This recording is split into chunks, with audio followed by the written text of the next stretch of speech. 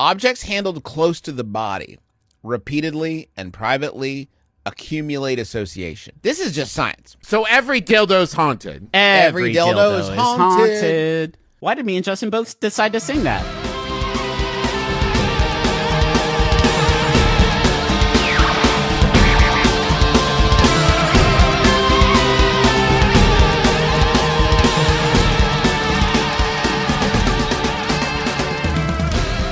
Hey, fun fans, it's We Enjoy. We're doing the Bourne Identity, kicking it off. Five movie Bourne run. I still think, Eric, we came to this because we wanted to do something Matt Damon centric. I mean, maybe. Because we were just looking at those movies that were coming out this year, and Odyssey. You're acting Odyssey like I'm denying you. I know, but I feel like we're tracing it back. This is We Enjoy. We're in the Majesty Derek. I'm Matt Farlow. Say hello, Eric Goldman. Hello. If you don't listen to our news and use episodes, maybe you don't know why we're even bringing this up, because we were trying to be like, what was the specific reason to do the Bourne movies, which I don't think we need necessarily, but I do agree it might have been mentioning like, oh, Matt Damon has a big movie this summer. And he's in shape for it. He's jacked for it. So we need to talk about Matt Damon jacked movies because we're not going to do The Informant. Because he gained like 40 pounds, right? So we're gonna The Informant exclamation point. Which I only saw for the first time a year ago or so. Oh, I saw that in the theater. I think, not sure why. I mean, who knows? It's fun.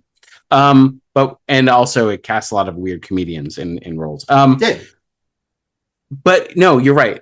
We don't need a reason to do a run, but most of the time we do. So when we don't, it stands out. And so I was convinced there was a reason for this, even though it's sort of a half-baked reason. And no, we're not doing half-baked. Okay, The Bourne Identity, 2002 movie that, and none of these were like mega hits, but they were all modest hits, enough to make more movies. Obviously, this was back before movies needed to make $700 million to $1 billion before they're considered hits, at least by the Twitter sphere. But yeah, Matt Damon, an unlikely choice for this movie. Doug Liman directed this. We did a Doug Liman run, and I'm pretty sure we've had to have talked about how difficult Doug Liman can be as a director. Is there any movie, including the one we're about to talk about in this episode, that he did that was somehow not dragged kicking and screaming across the finish line? Has any director made more miraculously good movies compared to what the set stories are? Yeah. It's just weird because I think he's so talented. I mean, we did a run of him because it's like, yeah, he's made a lot of good movies and some of my favorite movies. And yet he has this reputation for like, yeah, it's like, it's not like he has a reputation for being like the biggest asshole in Hollywood, but it's like, he has an expensive reputation, which is finding the movie while they're making it, while dealing with very large budgets. And that just, that often having to reshoot the third act and, change things dramatically. And it's funny that him and Cruise made a great movie together, Edge of Tomorrow, because it's kind of like how the Mission movies are these crazy movies that are made as they're going. Even maybe that's what drew them together. That's what I was thinking. Hey, same man, thing. We love showing up day one of production with a fucking blank slate. Like, we don't know what we're doing. It's like we like to find it in the process and waste everyone's goddamn time. Right. This is the first of the big budget movies he would do, though. As far as like before this, he would do Swingers, which we covered, and Go, which we covered, both of which are rumored to have on-set foil/counterbalances, which is to say, like, he had Jon Favreau, writer Jon Favreau and star Jon Favreau there for Swingers to sort of like help him make choices, because he's known for being indecisive and, not following the call sheet and changing his mind days later and going back and reshooting scenes that had already been shot and stuff like that. And then for Go, there was John August. And here it was wildly different experience because it was a much bigger budget, a lot more like studio involvement. There was Frank Marshall coming in to babysit him during production and during editing, like hand-holding during editing, while the editor tried their damnedest to, I don't know who edited this, but I know they had a difficult time because he didn't have any blocking, especially for wide shots, which he didn't like. Like, there's so many crazy stories here.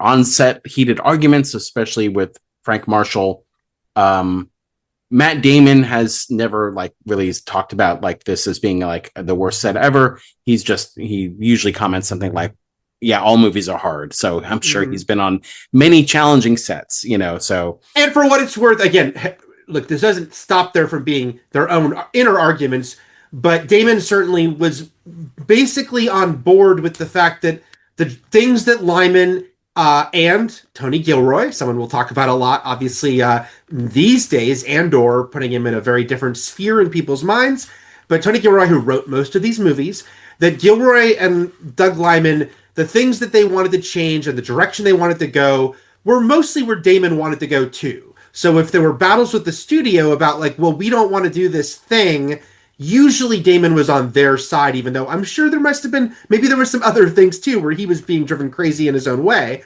But yeah, it's just interesting because Swingers was made for, it was a little indie movie. It was like 200,000 or something. Yeah, Go is Sony, but it's still such a small movie for Sony. There's no, no one is like concerned about that movie because it's so small. And, I know Go, I've listened to the commentary, they talked about how they shot it like an indie movie and they stole shots and they were like, parts of the car chase and stuff. They're just like, they don't have permits and he'll often be the DP. He's not officially the DP, but he'll just grab a camera, Lyman, and shoot stuff. It's just he was doing that on this movie too. He wanted to do run and gun guerrilla style on a $50 million movie. Yeah. Which is kind of cool on a filmmaking aspect, but not cool if you're a studio exec who's like, hey, our budget, like what's happening? The two things I want to say are one that I had Matt pause for a second when he signed on Zoom and started talking to me saying, wait, I have to finish a trailer. The trailer I was finishing is Doug Lyman's actual first movie that I did not realize existed until this morning, or if I did, I forgot, which is called Getting In from 1994, starring Andrew McCarthy and Christy Swanson. There's a very silly trailer online for it, but I don't know if the movie is easily available. I'm curious to watch it at some point. Is this his following, which is like Memento wasn't Nolan's actual first movie? Yeah. It does seem like that often is the case. But the other thing I want to say is I fucking love The Bourne Identity. And every time I rewatch it, I'm like, God damn, this movie rules. And when I was watching it last night, I just kept like yelling out and it felt like I was seeing it opening night because I didn't go in, except I was, because Doug Lyman directed, I was like, that's cool. But I didn't go in like I was about to watch Infinity War, but then I got so into it and so did the audience. And I think this movie is just freaking exceptional. Like I think this movie is really good. I don't think I'm in as love with it as you are, but that's fine. It doesn't need me to be. I like it. I think it's fine. I think it's more important for what it did for the action genre than it is as a movie itself. And it's interesting as we talk about Doug Lyman and where he came from. And like, he had these two smaller movies before this one, and neither, like, Go had moments of action. I think it's very interesting that Doug Lyman turned into almost exclusively a really good action director, as far as like with Mr. and Mrs. Smith and with Edge of Tomorrow and, even Jumper and the new Roadhouse that was a streaming movie last year, 2 years ago. Anyway. Yeah. But I think it's interesting that like he never went back to that, like, hey, it's a bunch of young people hanging around doing drugs type movie. And I don't know, maybe I'm missing some, but he's mostly known now for like bigger budgeted, large movies where if you the stories from this movie, you would think that A, he'd never want to do a movie like this again, and B, would no one want to hire him to do a movie like this again. And if it hadn't been a hit, maybe they wouldn't have. Right. But, well, I mean, he didn't come back for the sequels, but yeah, he did go on to work with Brad Pitt, who the studio originally wanted for, of course, Jason Bourne for this movie in Mr. and Mrs. Smith. Actually, Lyman wanted from Go Timothy Olyphant. That was his first pick, but of course, studios are like, we need someone more famous, and they're like, the director's gonna pick someone from the bottom of the like celebrity pool as far as like no ability, and the studio is gonna like shoot for the moon. They're gonna be like Brad Pitt, all these whoever the A-listers are. Yeah. Alternate reality version of Go that Eric Goldman would have been super psyched for because he's such a Go fan, which is because his first choice for Marie was Sarah Polley, who ended up turning it down. So it is funny because Sarah Polley obviously had such I say brief, but she was a child actress, but as an adult, she didn't do a lot of acting before she decided she didn't want to be an actress anymore, and she became an acclaimed Academy Award-winning filmmaker. But it is funny to think, oh, wow, she could have been in The Bourne Identity as well, but decided she didn't want to. But the other thing let's get out of the way about Lyman because I do want to dig into this movie and the Tony Gilroy element too, because they had a big contentious relationship as well. But yeah, yes, but as we continue on this series, Gilroy will have a contentious relationship with the other director on this series, Greengrass, as well. It seems as they go on. I just remember. I don't want to get ahead of ourselves too much. I just remember it seems like there becomes a little bit of a weird struggle behind the scenes about like who controls this character creatively. But even which because Gilroy does write all of them except the fifth. But just to mention, Lyman is right now making an AI movie, which is on one hand, like Aronofsky, horribly disappointing when it's like someone that I love and has done a bunch of things I love. But I also will say, wait, what happened with Aronofsky? Is he a bad person? He's doing no. I'm saying he's doing a big AI project. I'm just talking. Oh God, yeah. Why are these like? I understand why like a Brett Ratner would want to do this, but like why would like a 90s aughts indie like auteur want to do this? It's crazy. Okay, I know. Aronofsky's like tweeting out like, "Oh, we got the great stuff with this AI stuff." Anyway, but I will say with Lyman, because he's directing this movie about who created Bitcoin and the fact that it's a weird kind of mystery and this whole search for it. But the whole thing is it's like. And it's like Casey Affleck, Pete Davidson, Gal Gadot, Isla Fisher, but it's all AI sets. And I will say everything we just said about him, I do see for him psychologically the appeal of I can keep changing everything, having the actors keep refilming. Well, just fucking have him make Sky Captain in the World of Tomorrow. I know. Yeah. I'm not saying I like it, Matt. I'm just saying it is of a filmmaker who would be particularly in the mindset of like this could help me and the way that I work and the way that I have fights with studio executives.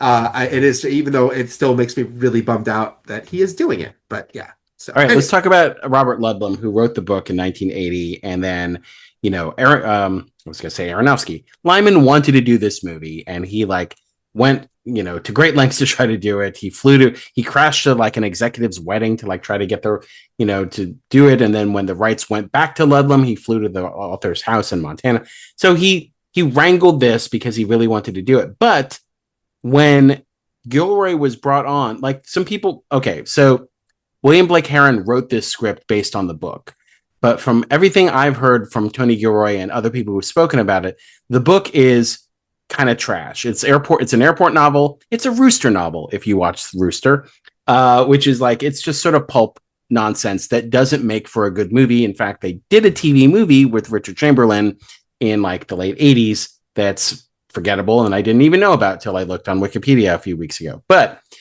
the change that was made here came from Tony Gilroy, who decided to sort of basically shuffle aside most elements of the book and really focus on what winds up working for the movie, which is an assassin with amnesia and the elements that would cause him to awaken, right? Like, and the character moments of like the diner scene, right? Where he has what that Bourne has with Murray, where he's like, why do I know the waitress is left-handed. I could tell you all 6 cars' license plates out there. Like all that stuff. That's like Tony Gilroy. That's not from the book. And that's what attracted Damon to the role. He's like, oh, this is more of a character movie with action. And I'm intrigued to sort of step into the shoes of this guy who doesn't know who he is and is discovering that he may not have been a good person. Can I be a good person now that I have amnesia? Can I change myself even though from what I was, right? Then the movie shifted back to the stupid book version, straight adaptation during another script iteration. And when Matt Damon came on to play the role, he was like, wait a minute, this isn't what I signed on for. So then they had to bring Tony Gilroy back to rework it again. And this is the second time is when he and Lyman got into all of their heated arguments about all that stuff. But the result, again, as much as we say like all the, the butting heads and the sort of the back and forth arguing, the movie itself is great. And what it did was it was a grounded espionage movie in an era of James Bond being super sort of like heightened and gadgety with Pierce Brosnan's James Bonds, the wire fu of Matrix and Jackie Chan movies and Jet Li movies and stuff like that. and they were like, what if we actually made it? Basically, Batman did this. Christopher Nolan did this with Batman. Like, what if we grounded everything? What if like Batmobile was an actual military thing? What if this, so that's what this movie did. It brought it down to earth, and it like ramped up the hand-to-hand combat elements and chase elements in a way that made everything feel like touchable and believable. Yeah, this movie, I think, huge impact on the decade that follows and action movies. And yeah, where Batman and Bond and in fact, so it would shape the next Bond, right? Like it would be a reaction to one Bond run and influence the next Bond run. So and we'll talk about the sequels, which get way more into the shaky cam of it all, which is a little bit used here, not in the fight scenes, but there's a couple of like scenes where he's running around a train station and stuff, and it's like right on him and kind of very frenetic. But the approach to it. The way he fights, which for an American action movie felt very fresh and new, and because it wasn't like big martial arts moves, it's so like he's so quick and like close quarters, and like the idea that he's like just moving so quick, he disarms people before the camera can catch it. Like it felt like very different, especially because we were coming out of right after The Matrix and Crouching Tiger had made a bunch of wire fu, like you mentioned. Which was really fun, but this was almost like let's literally ground it. Like those were people spinning around in the air. So and we have John Wick because of these movies. 100%. So John even Wick though that's more like gun fu completely, but like the fighting, like it's almost like if you're going to do an action movie in Hollywood now, it's like this was new and pioneering for the Bourne Identity. But now I feel like every star who goes into an action movie now learns this shit as the basics. You know what I mean? Like this is at a basic level, this is how you fight. Then we can even create more from there and be more imaginative. But like, this is like what was game changing here is now the playbook. Yeah. And I say this as a huge fan of the John Wick series, but it really, really hit home last night. Like, wow, the John Wick series feels hugely indebted to this.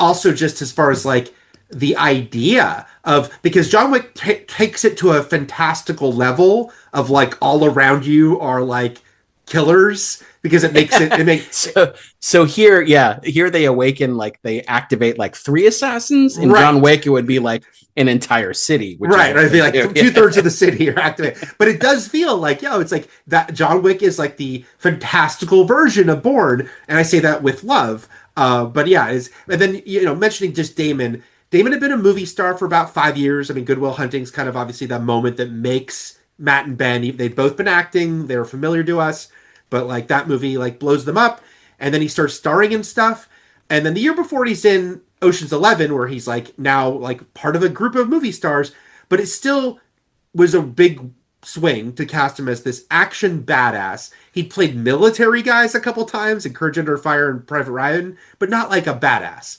And it was one of those things that I remember being like, oh, am I going to buy that, when I was just reading the description? And I think he really sells it because first of all, because he did the training, he did the work, like you said, the thing that now all the people have to do. Bob Odenkirk, who we were talking about before we started recording, all the people who work with 87 North, who do those movies, they all have to go through this now. But he did the work, and it works for Bourne because Bourne should be like an unassuming looking guy who can do all this shit, and so and he sells that extremely well, I think. He had done mostly hits, from Good Will Hunting on. He had worked with, Ocean's 11, which is actually one of my favorite movies, and I think it's kind of a perfect movie, is interesting because he was still the new young kid in the movie, even though he wasn't that far. Brad Pitt and George Clooney hadn't been movie stars much longer than he had. In fact, I think he was like even a movie star before George Clooney was a movie star. Right. But it's funny because a lot of these people just cross paths with these directors, with Soderbergh, with Lyman and stuff like that. I don't think Clooney's worked with Lyman, but so it was an interesting thing to do. And to this day, it's almost like this is his action series. Like Odyssey is probably the most jacked he's been since playing Jason Bourne. It's like, I can't speak for what the Odyssey will hold like action wise for Damon, but and not only was he like an action star, as we mentioned, he was doing things that action star that no one had done before, like in this context. Like he was doing something completely new. He wasn't just stepping into other action shoes, you know? Yeah. It is funny. And then just like, yeah, look, again, movies can often be this mess while they're making it. And then you just never know because, you know, all these production issues, all these, I mean, Frank Marshall brought on to help babysit, but that also the original producer left the movie. His wife got pregnant, but maybe he was looking for an excuse because it was a troubled project. But then also just even to read like that Carter Burwell wrote a whole score for this movie. Carter Burwell's a great composer, but they decided it didn't fit the movie and they jettisoned it and they replaced it with this music by John Powell. But I can't imagine the movie without this John Powell music, which I love. So yeah, you know, just everything kind of like fell into place, even if it was, a turbulent time getting there.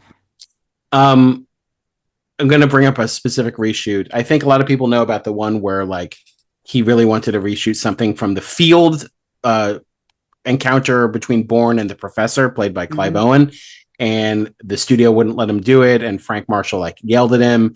But then he like literally in the middle of the night, like took a camera himself and took Clive Owen and Matt Damon to go reshoot shit. Anyway, the thing that was interesting is that the original ending to this movie didn't have action in it. And when they filmed it, they were like, we like the subversion of this. We like the element here where it's like you're expecting a big action climax.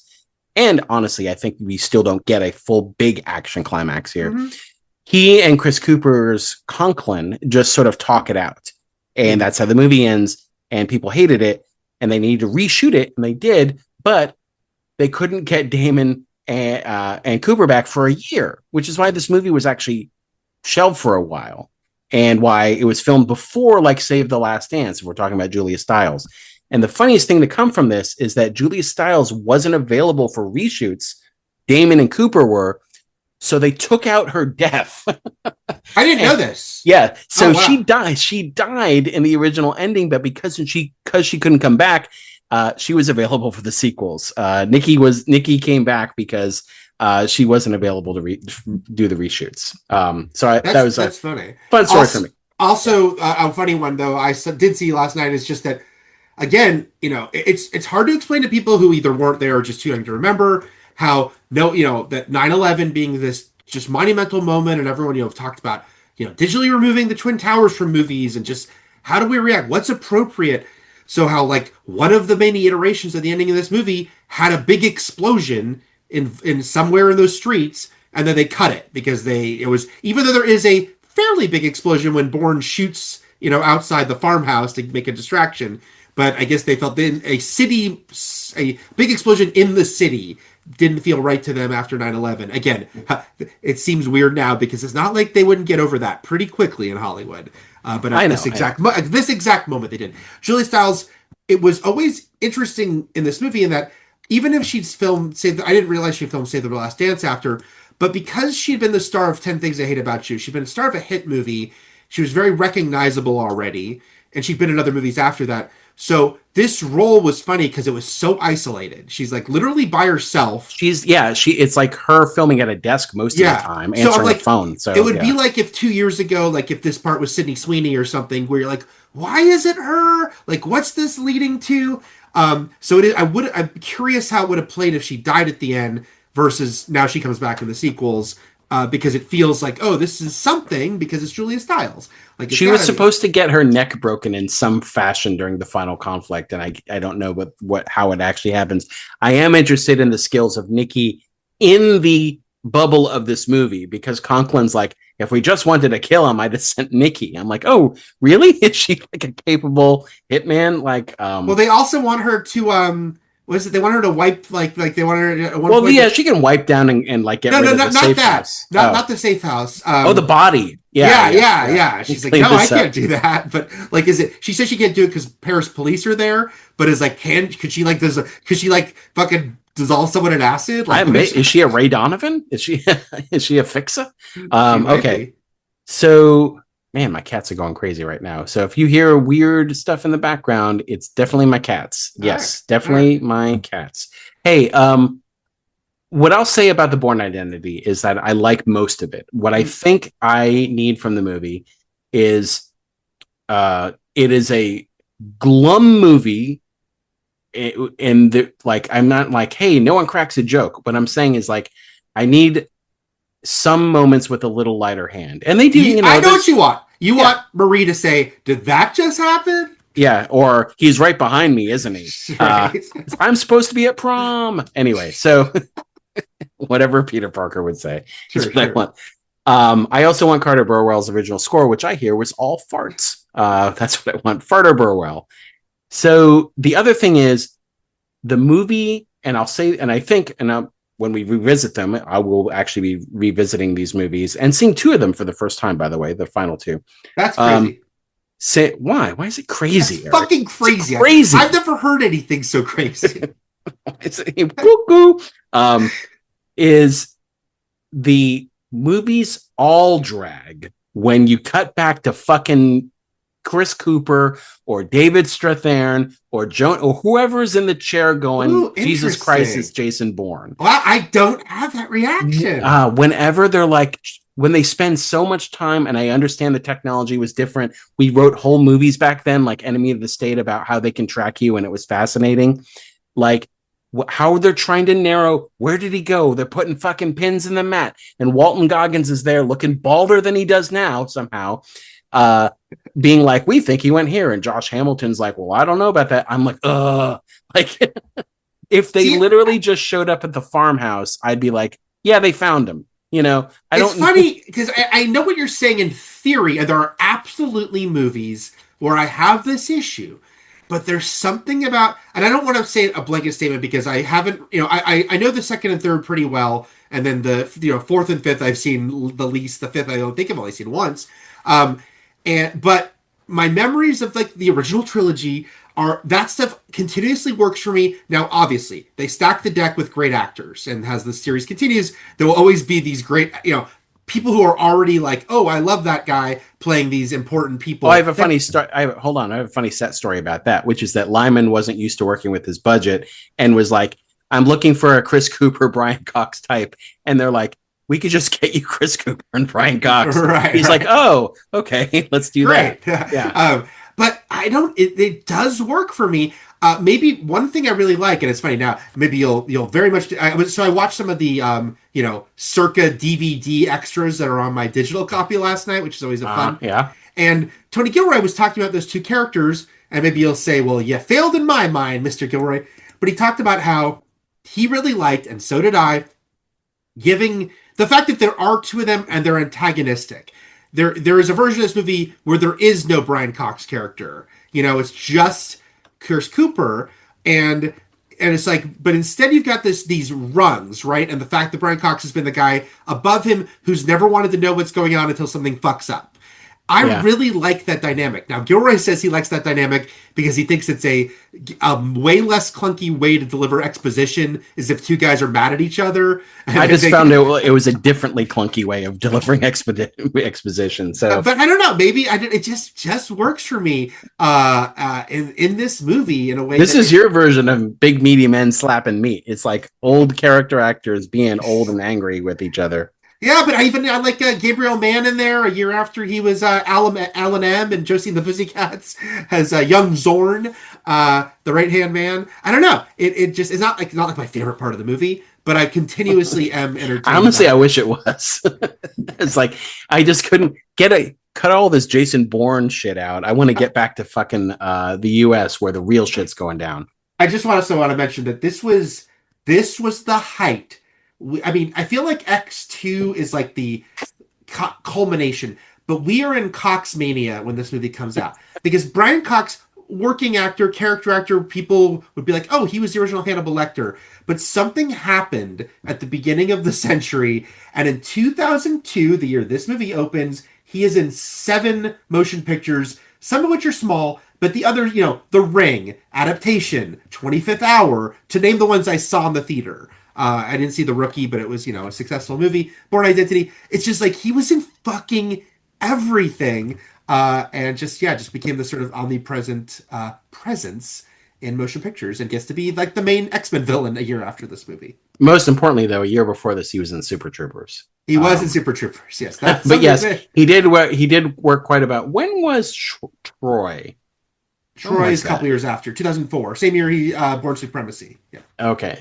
Yeah. But by the way, we're still in Coxmania, just so you know. Like Coxmania it never ended. It started 25 years ago, and it's still happening. Yes. It exploded 25 years ago. That's I would like to call out Long Kiss Goodnight, one of my favorite action movies, as the first time I remember seeing Brian Cox. I don't even know if I'd seen Manhunter at that point. You know what?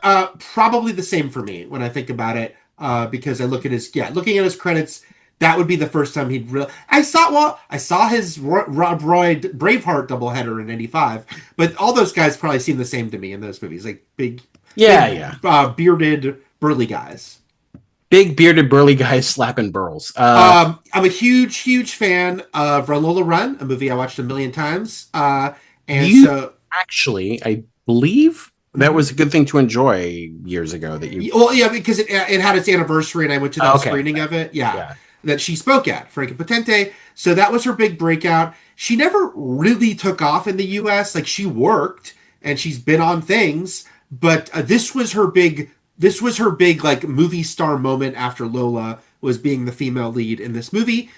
Even though I'd love to imagine the Sarah Polley version too, because I adore Sarah Polley. I love Franca Potente. She's a lot of fun in this movie. It's funny they give her the little bit of red hair dye at the beginning that feels very. I was gonna say, is that the key to her movie star success? Maybe she should have kept that. Maybe they shouldn't have let her cut it off in this movie. And dye it, but yeah. So this was like an interesting cast of like people that were having a moment, or like there was buzz around Clive Owen, who also has worked but never really took off. So it's funny because I don't know if the third one holds this up, but like A Big Assassin in 2, I remember, is Carl Urban. So the assassins in this movie wind up having it's almost like a little jumpstart to their career cinematically, as far as like what they'll be in, because Clive Owen, following this movie, seemed to be in every movie for like 8 years. But yeah, they were just talking about I don't know what's in the ultimatum, but yeah, and they were talking about Shoot 'em Up on how did this get made, and maybe we want to revisit it, because I remember that being. I did not like that movie, and I was so hyped for it, but yeah, didn't like it. But you know what? I'm glad it exists. That's because it was 90% guys in front of computer screens talking, right? I just feel like the acting quality of the people behind those desks, like Chris Cooper and Brian Cox and Joan Allen and David Strathairn, they're such great actors, and these are such shit roles. I feel like they're just they're staring at screens and they're upset, and like that's in my notes right now, looking where I wrote good You're stuff. Like, yes, love this. No, I wrote good stuff. And that was that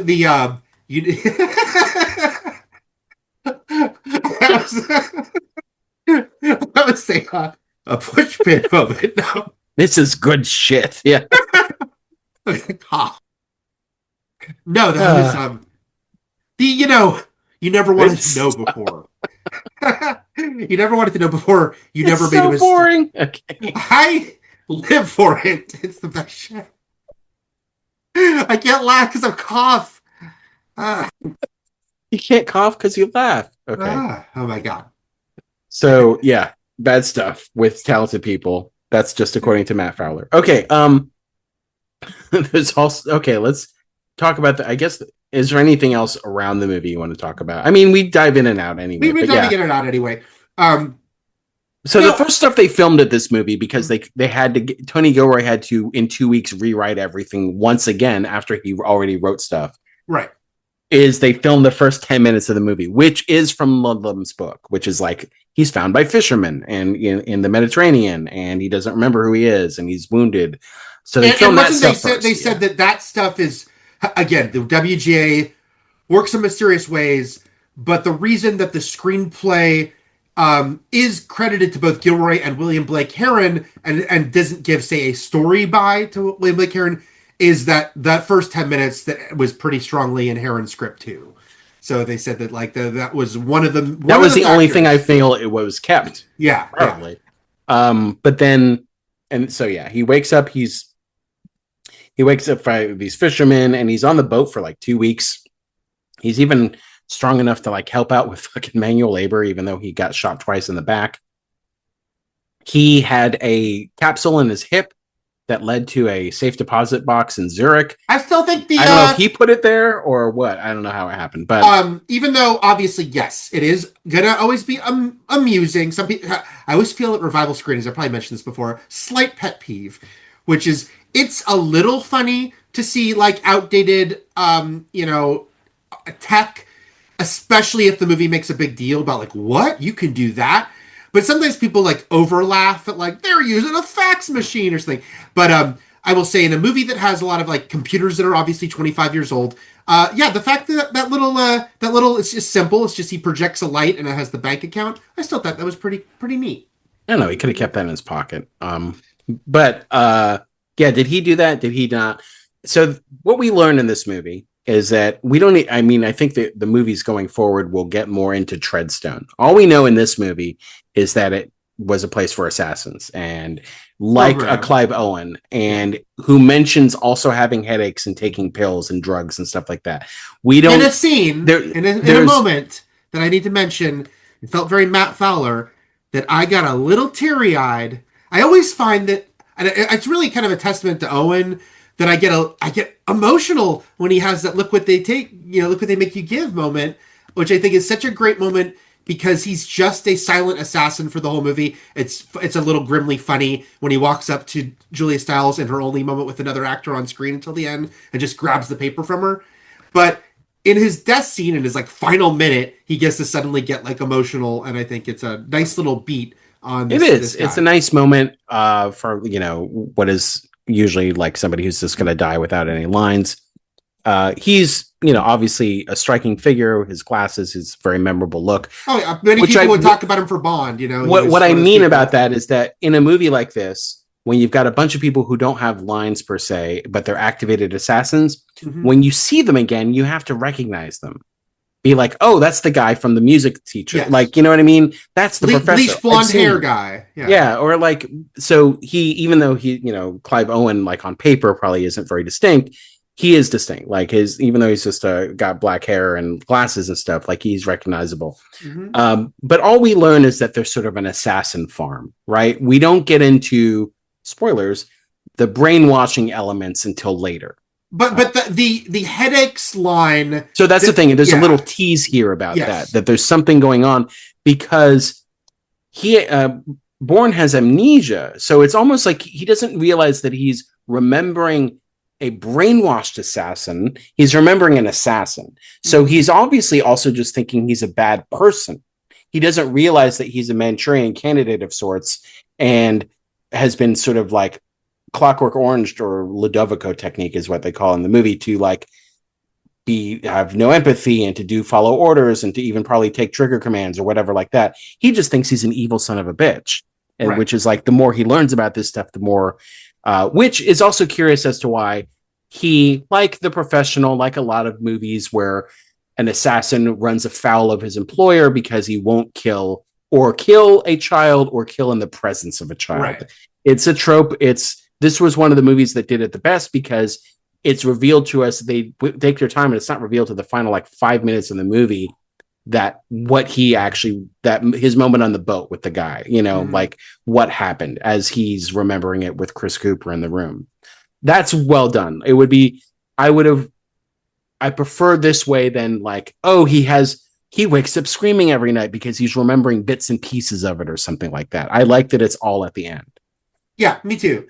And because it's like, because he is having to wrestle with the fact that, I was an assassin. I was, sent to kill people. So it's like, okay, well, he did have this moment of truth where one time he paused. And we don't even know. Who's to say if he wouldn't have said to the kids, leave the room and do it? He didn't have a chance because the guys were coming and he ended up getting shot going over for the end. But yeah, I don't think it's over. It's not played in a way that makes it too overwrought here. I like to say that a year later would be The Italian Job. As far as like us talking about, what was Ronin, by the way? That was late 90s, I think. Yeah, it was 99, I think. Just talking about like dynamic car chases through Europe and European cities. That's something that this movie sets up as well. That other Bourne movies will also do. It continues that tradition of like racing through these really hard to navigate streets and filming on location. They filmed in Paris and stuff like that. really well done high kinetic car chases that mesh well with the more intimate, intense hand-to-hand combat. So you get the best of both worlds with action movies here. You get machine gun fire, you get pistol fire, you get like stabbings and slashings and stuff like that. So but yeah, no gadgets, no lasers, nothing sort of high tech or ridiculous. It's all just really grounded. But I'm saying the Italian Job did this, but with an even smaller car, Eric. But this car chase got a lot of attention, and because I think it was, like you're saying, like stripped down. It's this, there is this extra component of that he's driving an amusingly small car for it, but again, everything with Bourne is like efficiency and precision.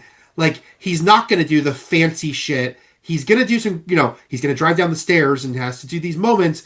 But it's not like a giant, like he doesn't jump the car, like, or some crazy, thing. It's just he doesn't jump the car with a slide whistle effect. Like, no, he does not. And do with that. a golden gun, yeah.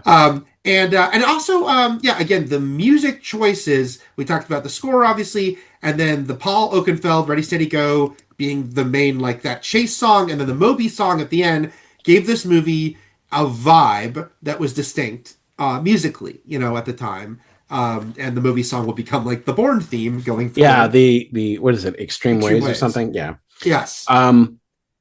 The part here where he's like has to slowly discover who he is. Like getting off the boat. By the time 2 weeks is up on the boat, he knows he can tie knots. He knows he can speak different languages, but nothing is coming to him about his identity. And it might be also because the person he's trying to remember doesn't exist in a way. Does that make sense?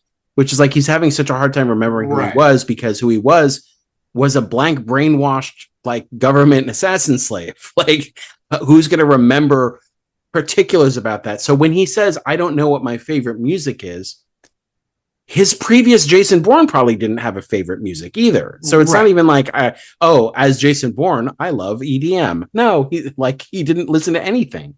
He just ate his protein mash and just, was ruthlessly efficient, like you said, living sort of a life as whoever that Kane guy was who was setting up the assassination. Great sweaters on Bourne, by the way. I should mention the sweaters because he and Franco were freezing fucking out filming those scenes, especially when he wasn't in a jacket. And there's a lot of ADR there because their teeth were chattering. So they had to go back and re-record that. That would do it. There's some moments in this movie that really that I think are extremely effective, extreme ways effective. The scene where they're at his apartment, and eventually the guy swings through the window, and it's like a jump scare that still got me, even though I knew he was coming.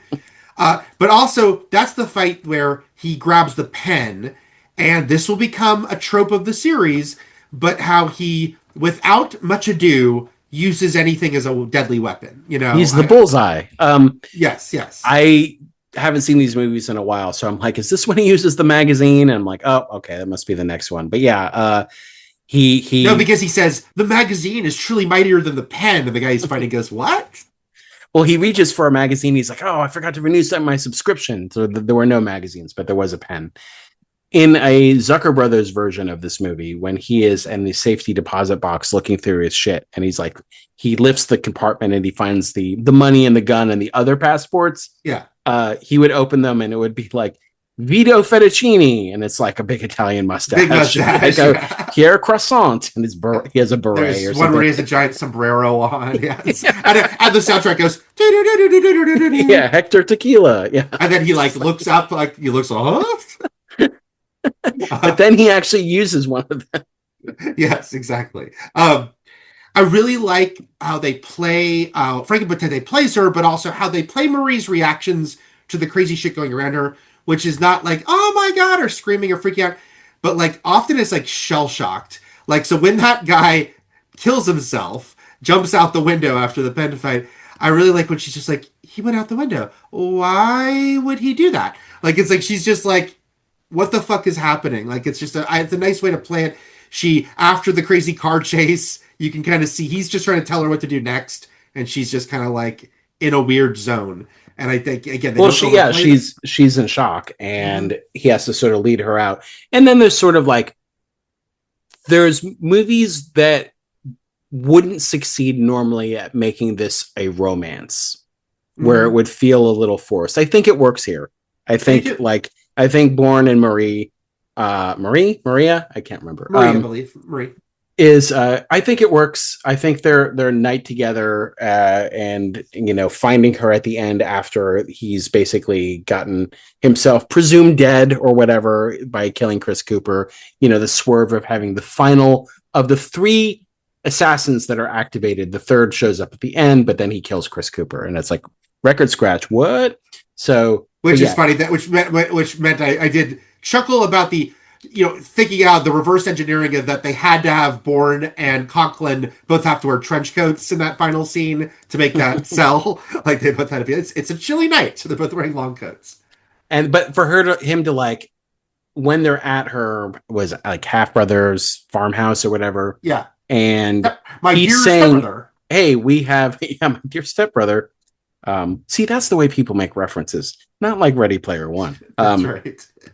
Is when he's like, we have enough money, we could go somewhere. Would you go somewhere with me? Could we just hide? And she also sort of non-committal. She's like, I don't know, that felt real. I felt like them hooking up, but then her also not being sure that she wants a fucking life on the run felt real. Finding her in the end on Mykonos felt a little sappy, but I forgive it. It's fine. Also, Mykonos is an amazing place that I got to go to, so I would live there if I could too. So. Oh, wow. I want to go there. I'm jealous of you. It is obviously a Hollywood, there's going to be an innate little sappiness to it, but I think it's played well. It's not overwrought. And the Moby song helps it because it doesn't go out on like a cheesy love song. Well, it doesn't help when he's like, I found some music I like, and he pushes play on the boom box and it plays Moby. Oh, I thought it was going to be the song from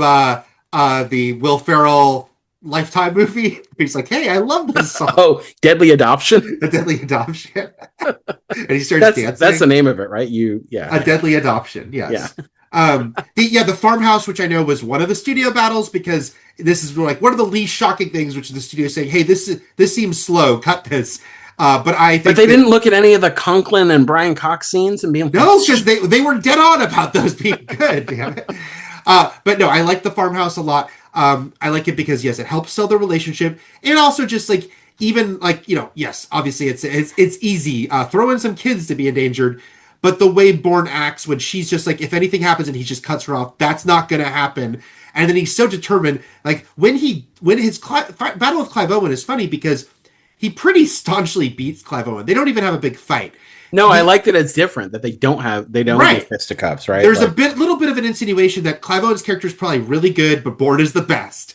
So it's like, Bourne really just has him. But yeah, I just think that's all handled really well. I like that quite a bit. Well, he did kill their dog, so he deserved to go out like that's that. Right. That's right. I don't like that insinuation. We don't get confirmation, but I think you're right. The dog wasn't with them when they were leaving at the end. That's true. Dude, boo! Yeah, boo on you. Now I hate this movie. That's what he does before he shot him with a shotgun. He's like, boo! He kills him. Did you read about how one other thing the studio wanted that they didn't use, and I'm glad they didn't, also would have screwed up the sequels, I think, is they shot an ending where Abbott shows up and is like, Bourne, you could come back in, and Bourne says no, and then Abbott's like, let him go. Like they did this like other yeah, and which maybe would have felt like more like closed off to a sequel. The last time we see Abbott now is he's acting like Treadstone never even was a thing to his higher ups while announcing a new project, Blackbriar. Maybe we'll hear more about that. Which is funny because we just naturally assume, because we live in 2026, so we know that there were 4 more movies after this. That Blackbriar is the next Treadstone. But back then, I don't know if I thought anything. I know that Ludlum fans who read the trilogy were probably like, oh shit, he said Blackbriar or something like, I don't know if that's from the book or not. But yeah, it was sort of like, it's interesting. I know what he means now, but did I know what he meant then? Not sure. Right. Yeah, like you said, it's like there is sequel bait here, but if there'd never been a sequel, it still would have worked. So like, yeah, we understand enough about Treadstone to say, oh, it's this assassin program, and they've got these, the hyper focused assassins, but it also just works as like the MacGuffin. It also works as like, it's a fun moment when Conklin and Bourne do meet up, and I could see the version where there's no violence at the end that at one point everyone was on board for, because it's a fun thing of like him screaming, "Are you Treadstone?" and like Conklin kind of being like, "What the fuck are you talking about?" Like, when he's like, just because of the confusion that Jason Well, had. because of that scene, remember, like Conklin doesn't even know he has amnesia. So Yeah. he has to like figure out the fact, oh, now I realize what the fuck's going on. He just thinks he's gone crazy or gone rogue or however they've been framing it. But yeah, so he has that. It's perfect because then he gets to give exposition because he's explaining things to somebody he just realized doesn't know anything. The climbing down. So again, there's tense moments here that don't involve fighting or car chases or something like that. I like the climbing out of the embassy and like trying to get to the roof, but then what? Oh no, I was like, it's great. I was agreeing with you. I thought you said wait, and I thought you lost internet. Wait. Continue. Okay, well that was a fun pause. So, but I like going down like the rickety stairs, but then like the ladder doesn't lead anywhere, so he has to like actually sort of like free climb on the building, which was well done. And I'm also glad the movie resists him constantly going, how did I know how to do this? Like constantly. No, he just, obviously they do it once or twice. Like the first time he disarms the cops in the park, he looks at the gun. Again, it's a cool moment because we don't see it happen, and he doesn't even think about doing it, and then realizing, oh shit, I just disarmed this guy without. I think the most we get is that first scene, that the cop scene when he grabs the guy's wrist and he looks at his hand, and we get the moment of puzzlement he has there, and that's as far as that we go with that fight stuff. Yeah, it's like it's not like he picks up the pen and he's like, "What? Why did my hand do this?" Like it's acting independent of me. It was that one moment, and it really works. Yeah, because then after that, he also nut punches a guy on his way out of. Oh my god! And throws him down the stairs. Uppercuts him in the nuts. Yeah, that poor guy. But again, the efficiency, like they really sell to this character because once he's, because it all comes natural to him. So it's like he hits that guy in the balls, throws him down the stairs, but then stops, runs back, grabs his comms, grabs the map off the wall. And I just think this movie does a really great job of selling that this guy, how highly trained he is. Because it's easy to say, this guy's the best highly trained guy we got. But I think this movie does a really good job, except in your favorite scenes, of Show Don't Tell, of with Jason. And because, like you said, they don't belabor the what I can do, what? So he just does it. It's like it's just too innate for him to even think about.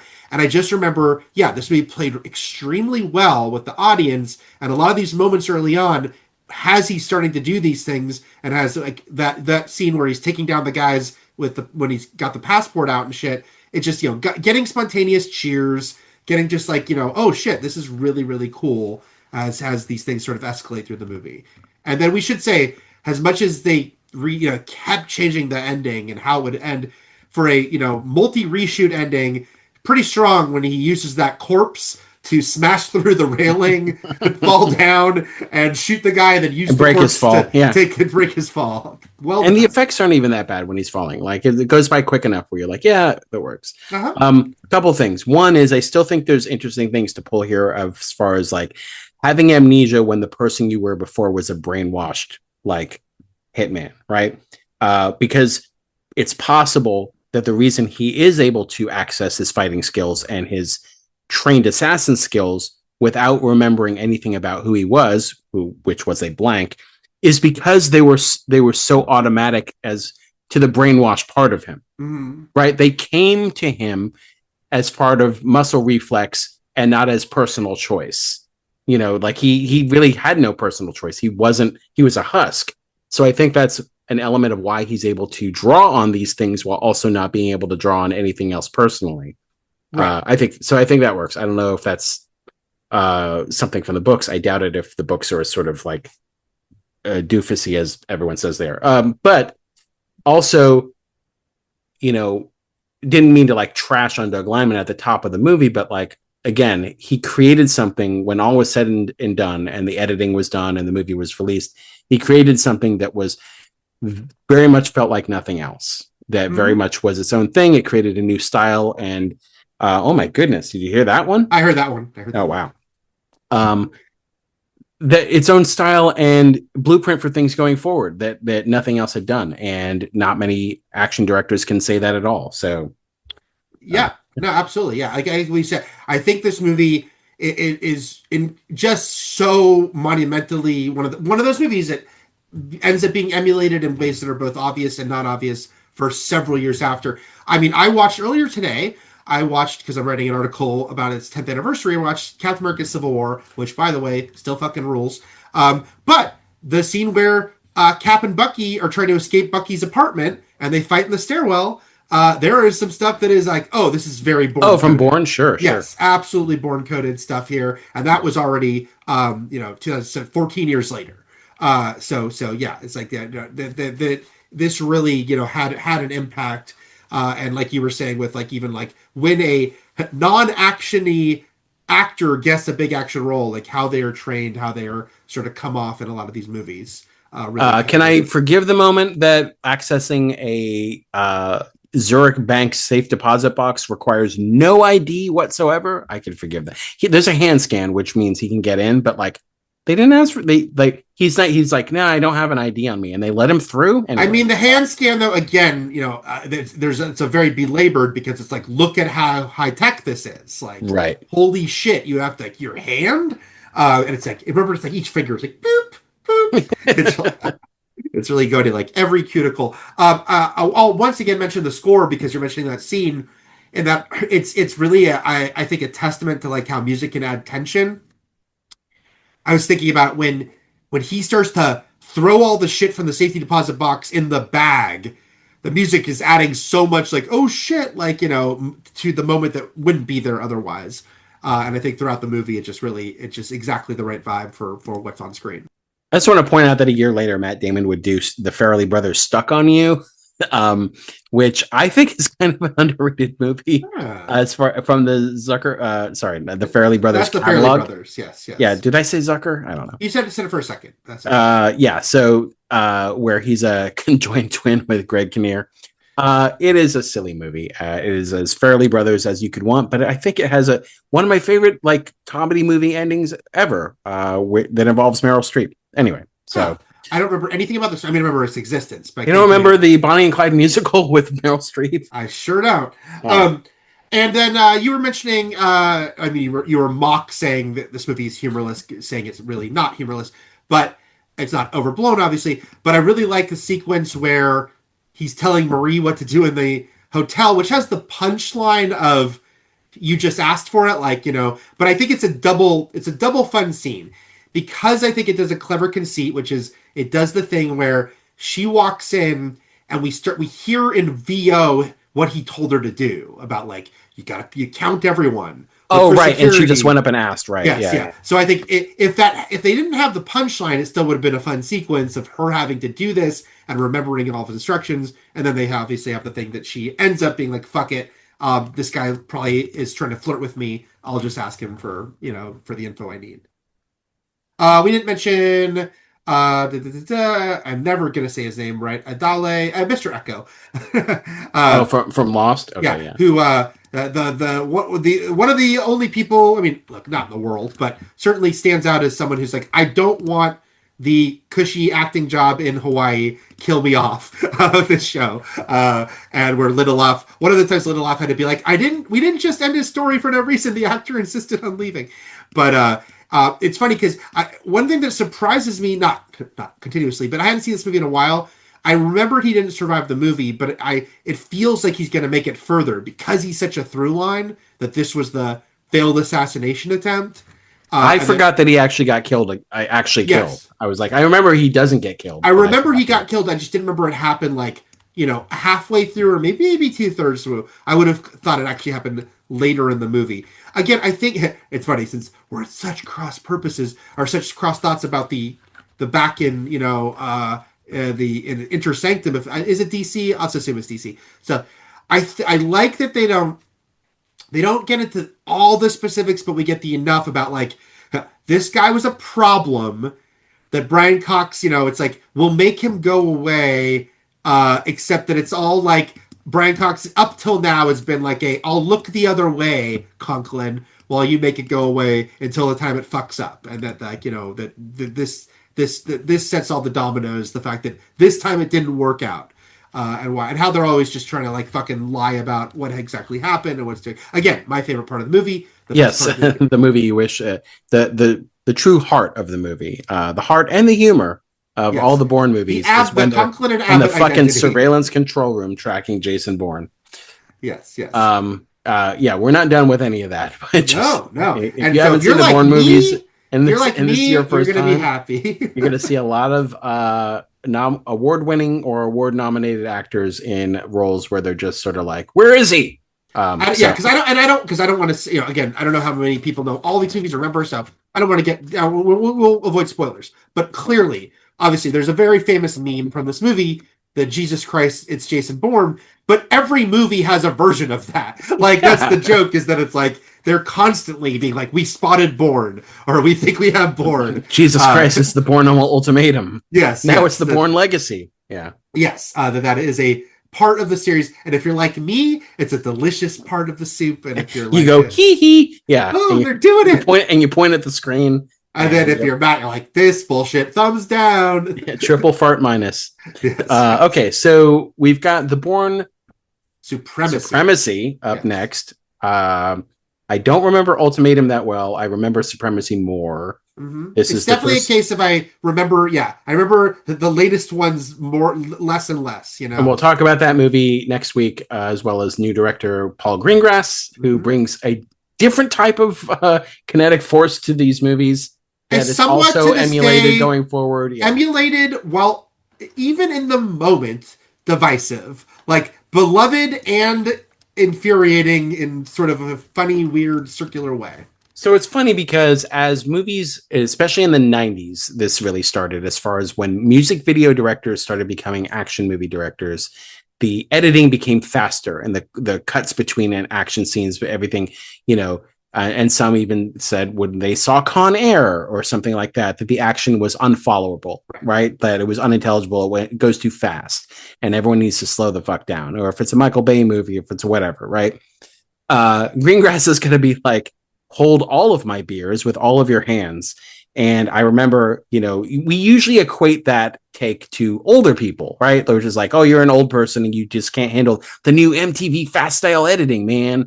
I remember being 20 years younger and watching Paul Greengrass's action scenes being like, man, this is what's happening. So I'm going to revisiting this. I'm going to see if A, I still feel that way, or if B, time and immersion now in this type of action cutting makes it more understandable to me. Right. So and even watching it at home, because I know we talked recently on the news episode about how they had to put up the notices about you might get motion sickness from Blair Witch in the theater, which was an issue. When we watched our bootleg VHS, we didn't have it home because it's obviously not as disorienting. I mean, I did go in the bathroom and throw up, but that was something else. Yes. Seeing it on a big screen, that sort of thing can definitely throw you and also kind of not feel as great as watching it at home. Sometimes. Well, this time I'm going to watch Bourne Supremacy and I'm going to pause every frame and I'm going to be like, oh, that's what's happening. Frame by frame. That's how we'll do it. All right. So until next time, everything is possible, but nothing is real. And Shakma. Bourne Shakma. Shakma!